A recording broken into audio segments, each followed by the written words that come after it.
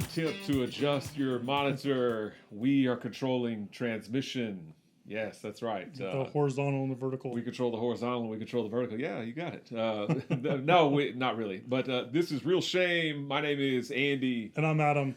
And we are winding things down here. This is the final week of October. But just like every other week in October, we're doing 3 different Halloween horror type films. And for our final week of October, we decided to tackle a few horror anthology films. That's right.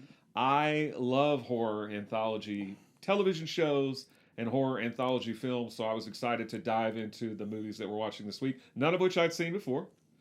But today we're going to start off with From a Whisper to a Scream. All right.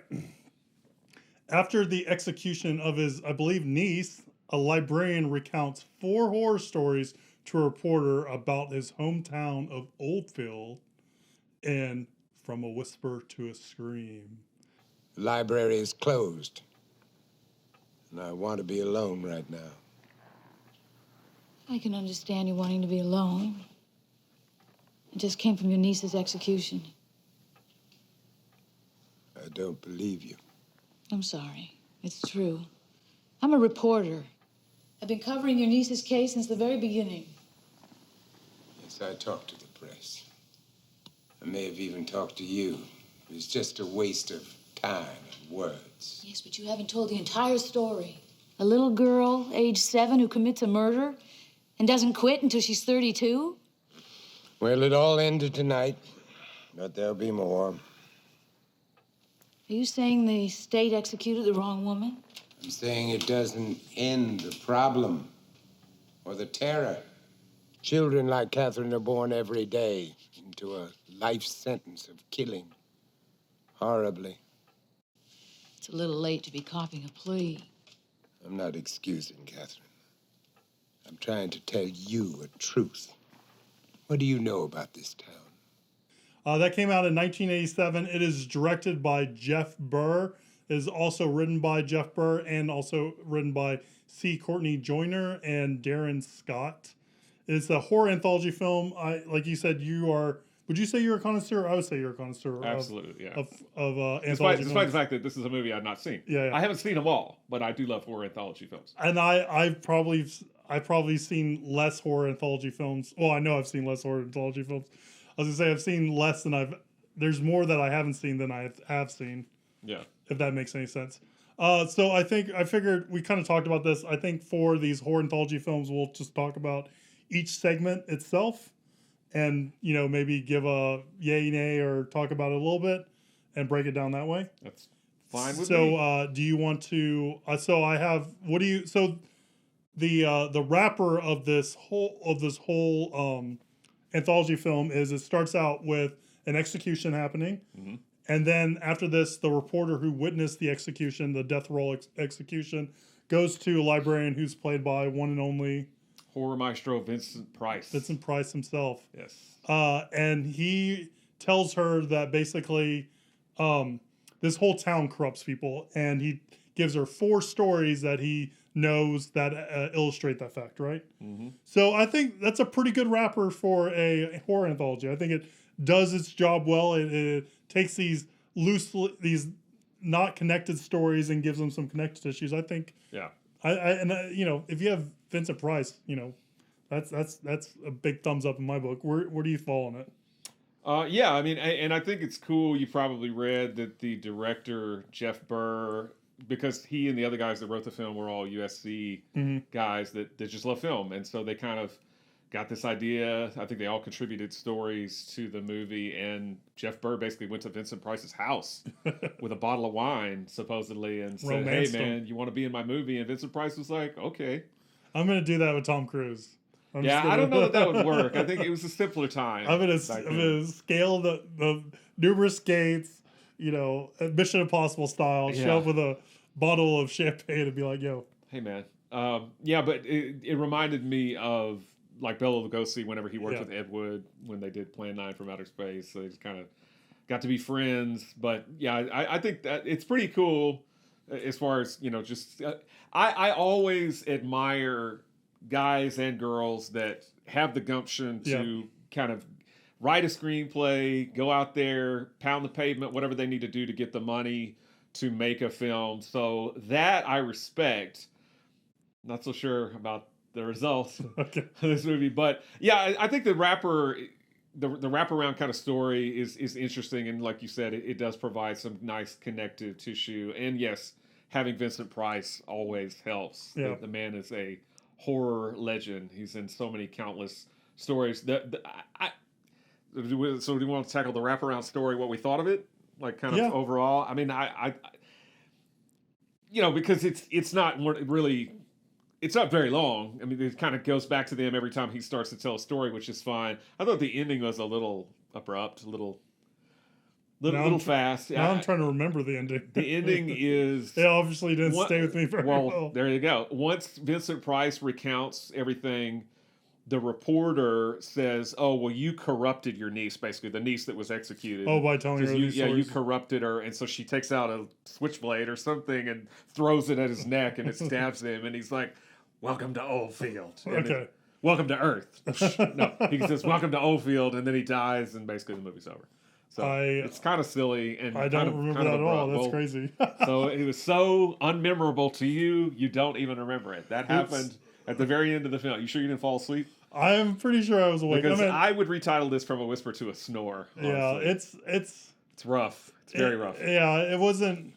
It kind of made it's. I didn't want to say it set the tone for this week, but it made me very worried about the rest of the movies we were gonna watch this week. So I was weaned on the original Twilight Zone, the 80s Twilight Zone, Tales from the Dark Side, Amazing Story, Alfred Hitchcock Presents. I watched movies like Cat's Eye all the time when I was a kid. So I was, looking forward to From a Whisper to a Scream because it's from the 80s, which is an era near and dear to my heart. And surprisingly, I'd never seen it. But there's a reason why I'd never seen it. And that's... I feel like it's rated on IMDb too. Is it? I didn't really look. So after the wraparound story, the first story, let's all right, I was gonna let you. The first story is called Stanley.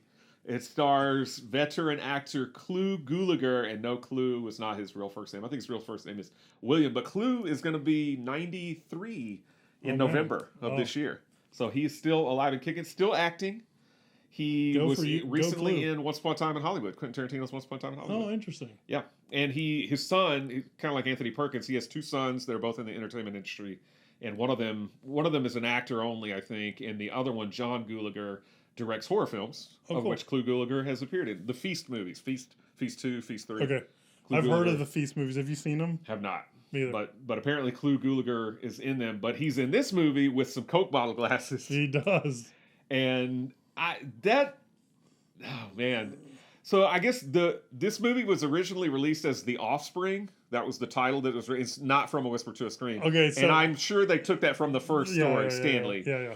Because Stanley is a weirdo creep who lusts after a girl that he works with who really wants nothing to do with him, but she does consent to go out on a date with him. That's the only thing she consents. Meanwhile, that's the only thing she consents to. Meanwhile, at home, he's got a sister who apparently is sexually attracted to him. Yeah, they have a very odd relationship. Yeah, because he bathes his sister. Yes. And interestingly, she was played by his real life wife. Oh, okay. Miriam Bird Nethery was her name. Yeah, they were actually married in real life. Married for a long time, too. But he goes out on a date with this girl that he likes. Stanley does. Clu Gulager's character. Yep. He advances on her. She resists. She rebuffs him. And he chokes her to death, I think. Yes, he does. There's no sort of investigation on that at all. They're just at work the next day. They're just like, she's dead. Yeah, but I mean, how much time really goes by in this story? I feel like at least 9 months. Yeah, true. So then 9 months later, he's free and clear. He's never been a suspect, which is weird because he was seen at a restaurant with her. He was the last person. He's the last person to be seen with her, but there's they don't arrest him or anything like that. His dead. Well, sorry. Before 9 months elapses, he has relations with the woman's corpse. Why she's like in the casket? Yeah, in like the funeral home or something. There's nobody else around. I don't get that either. I thought that was apparently her reproductive system's still working. It still works because 9 months later, although she's dead and buried, from the grave arises their mutant offspring. that's like spitting out, I guess, formaldehyde or something like that. Yeah, and it comes to the house, and meanwhile he murders his sister because he's tired of her nagging. Yeah. And tired of her, I guess, probably sexually wanting to have sexual relationships with him. And then the offspring, as the alternate title of this movie was, shows up at the house to kill him, I guess. I don't remember. It sort of kind of attacks him, but then it says daddy. And it's just weird. And I think it just ends, right? I mean, I don't think there's any I think it like maybe has a freeze frame or something like that. But watching that story, I thought, and I think this is kind of a theme for the whole movie. It was made by amateurs, which is fine. I'm all for that. But it's very amateurish. Yeah. And it's very, I think, poorly paced. I think the dialogue is very clunky. It's got some pretty crappy editing. Some of the ideas of the stories are good or decent, but they just don't execute them very well at all. I think they kind of save the better stories for the last part of the anthology. Maybe. In my opinion. To you. Maybe. Well, so this first story, I mean, it's very obviously taboo and weird and everything. And I kind of admire that they're kind of go for it attitude with that, but it just sucks. Like, it's just not very good. And I like Clu Gulager. He's in things like Return of the Living Dead and some horror films from the 80s that I think are Uninvited, with the cat that has like the mutant monster living inside it, which is hilarious, but it's fun to watch. But it's just a lame story. Yeah. Stanley, I was about to say Susan. I was looking at the actress name, Susan Tyrell. She's in the wraparound story. So then the next story has Bernie himself from Weekend at Bernie's, Terry Kaiser. It does. It's called On the Run. What did you think about On the Run? So On the Run is the wounded man running from the Predators in the backwoods with a hermit. I thought this was a bore fest.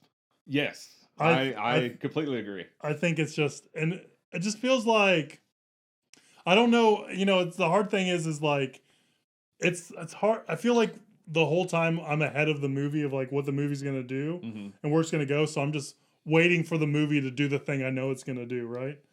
And then this one, I just feel like it spends a lot of time and a whole lot of mystery about what he's going to do and all that kind of stuff. I say that, but I do like the ending and what happens to him. I do. I did like the ending as well. That kind of almost saves it for me. Yeah, it's just everything leading up to that is boring, very poorly edited. I thought half the time I was like, "What? Why did they?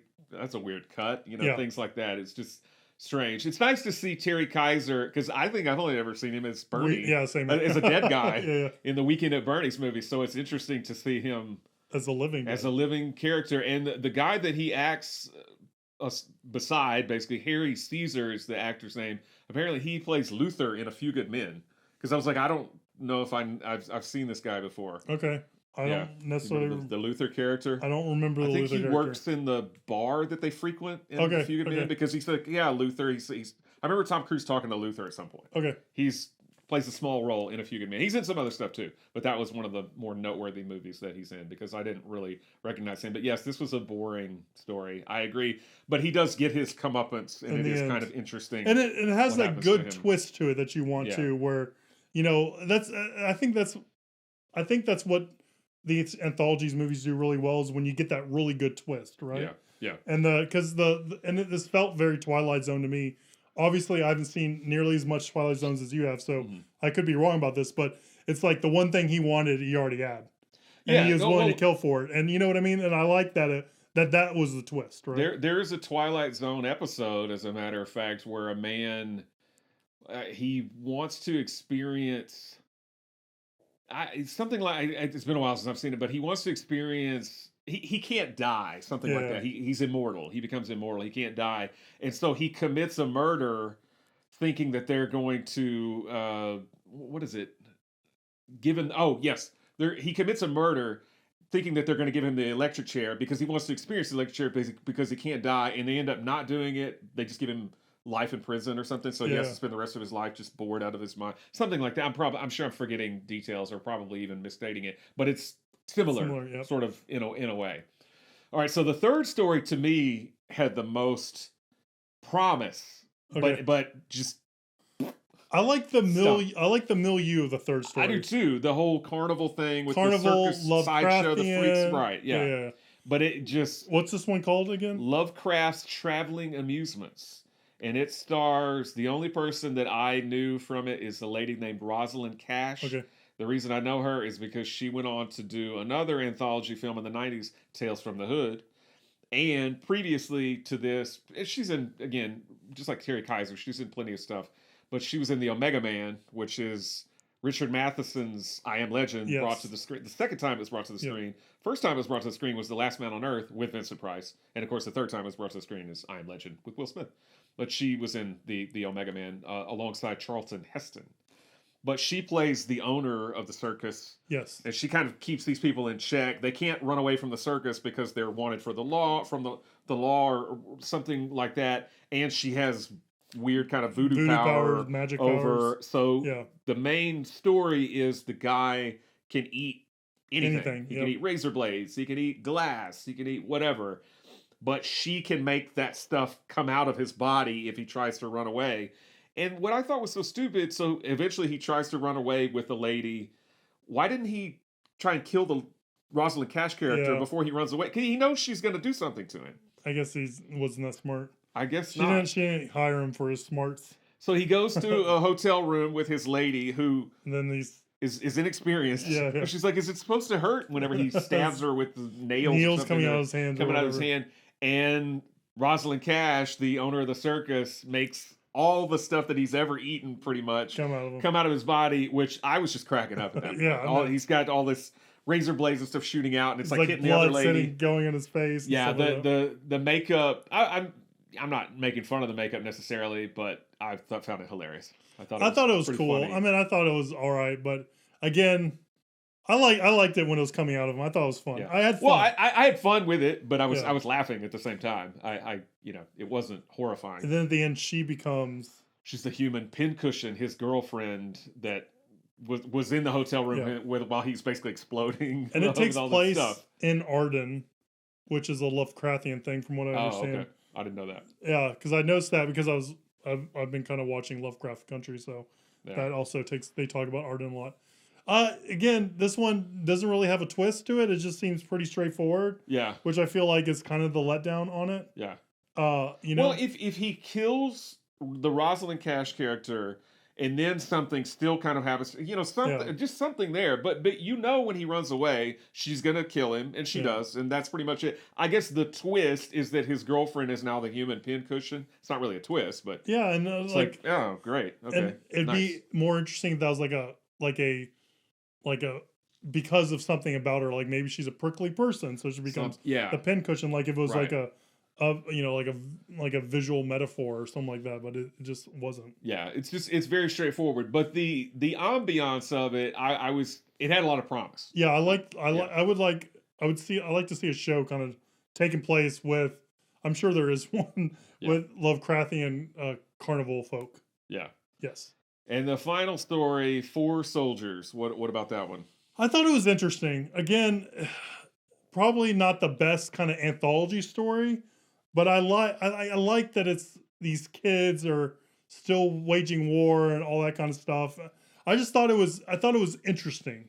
You know what I mean? Like I think it was done well. I don't know if it fits the movie in a whole, but I thought it was an interesting idea. So the star of the fourth story is Cameron Mitchell, who, once again, had a long career. He was in an anthology film a couple of years prior to this called Night Train to Terror, which is awful. If you have seen it, I'm sorry. If you have not seen it, good for you. But this takes place during the Civil War. Yes. The Civil War has ended. It's over. They find out the war is over, but he's still making his men kind of march along. Yeah. And they find children who have been killed. I forget what side they're on. So I think they're the Confederates, and they find Union soldiers' children, or vice versa. I think it's vice versa. I may have it mixed up. But I think this one actually does do its little comeuppance thing because he's making his soldiers march, and he kills those innocent soldiers that are waving the white flag, and he's just like, whatever, we're still at war. Yeah. And then they come across these kids that are still think they're at war or whatever, taking. So I like that. So it's a little bit of a twist. Yeah, I didn't really like it, and maybe it's just because I really love movies like Who Can Kill a Child, and even at this in this movie they kind of So use you a wanted kid more child killing. as a human pinata. No, no, but I just feel like movies like Who Can Kill a Child are just, and even Village of the Damned, stuff like that Yeah. is just a lot better. So honestly, I found Four Soldiers pretty boring and abysmal.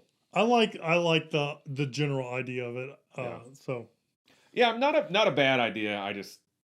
I maybe mentally checked out at that point Yeah. after the other three well, stories. apparently I mentally checked out after this one because Apparently you did. Yeah. Vincent Price gets a knife. It's not really in the throat, or it's very close to. Yeah. Maybe it is in the throat. I don't remember specifically, but So I read on here. It seems like Vincent Price later expressed. Did you read that too? That he basically strong dislike for this movie. yeah. So he was quartered with a bottle of wine, and afterwards he's like, "You got a Yeah. hangover for it." Well, that reminds me of Alec Guinness. Didn't really like Star Wars. Yeah. He wrote a letter to one of his friends saying, "What is this crap?" Basically. So yeah. Anything else you like to add for? I mean, I guess we got some critic stuff. Yeah, and my final sentence I put, this movie is awful. 35% audience score. There was no critics on Rotten Tomato, and Leonard Maltin gave it 1.5 stars. Is that- I didn't find a. That's a pretty low score for Siskel Ebert. Leonard. That is yeah. Well, it's half a star above a bomb because bomb is actually his 1 star. Yeah, So yeah, 1.5. there you go. Not much to redeem it. Yeah. So we did, to me, and it sounds like pretty much to you too. We didn't start off the week on a high note. No, we did. As far as anthology films. So this was put out by Shout Factory's their horror arm called Scream Factory, and they've put out quite a few anthology films, and several of them I had not seen. They put out Dead Time Stories on Blu-ray. They put this out on Blu-ray. They put out one from I think 1990 called After Midnight, which is decent. Dead Time Stories is awful. Night Train to Terror, which I mentioned earlier, was put out by Vinegar Syndrome, who also puts out. Vinegar Syndrome and Scream Factory are your anthology sources. yeah, they put out a lot of nice horror films, particularly, well, nice in the sense that they're undiscovered, many of them. They don't, not necessarily good. Yeah. Movies like Uninvited with Clu Gulager, that's a Vinegar Syndrome release, but it's hilarious. It's hilarious. It's hilariously bad, but it's hilarious nonetheless. And he doesn't have Coke bottle glasses, or maybe he does have thick glasses in that. I can't remember because he did it right after. He this looks film. like the "I'll buy that for $1" guy. He does kind of look like that, yeah. And apparently, it took I read this. This was filmed in 1985 and 1986, so it took him a little while to finish this. And it was finally released in 1987 and did not make a big splash at all. But I never heard of this film until the last few years. I think I first heard of this film when Scream Factory released it. I'd never heard of it before, so it's not an anthology that I had heard of or seen before. Yeah, and I didn't know what it was. Watch it again. I didn't know what it was until you added it to the list. Yeah. So, but that's what we do. Yeah, we experiment. We watch things that one or the both of us haven't seen, and that's what we did in this case. And we'll move on to Wednesday's movie. Yeah. So hopefully it'll be better. You're talking about it. Why don't you give them a little hint what Wednesday's movie is? Something. It's from Amicus Productions. It's a British horror anthology film from the 1970s called The Vault of Horror. The Vault of Horror. So stay tuned Wednesday when we discover what's in the Vault of Horror. But before that, let's figure out what you guys feel. If you guys have subscribed to Scream Factory and own From a Whisper Scream, let us know what you feel about it. Maybe we got it wrong. Maybe we got it right. Let us know. Leave a comment down below or shoot us an email, realshame@gmail.com. And stay tuned Wednesday when we watch and we delve into the Vault of Horror. We'll see you soon, guys. Bye.